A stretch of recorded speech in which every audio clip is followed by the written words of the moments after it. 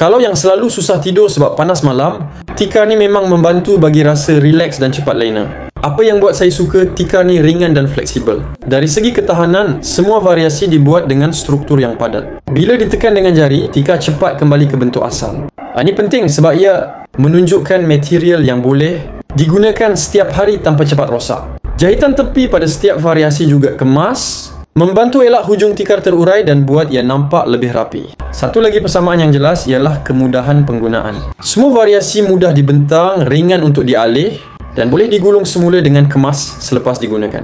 Tak makan ruang simpanan dan sesuai untuk rumah sewa, bilik tidur, ruang tamu atau dijadikan alas katil sementara. Flexibility ini buatkan satu tikar boleh digunakan di banyak situasi tanpa perlu tukar alas berbeza. Nak pindah dari bilik ke ruang tamu pun senang. Dari segi penjagaan pula, semua variasi berkongsi kelebihan yang sama.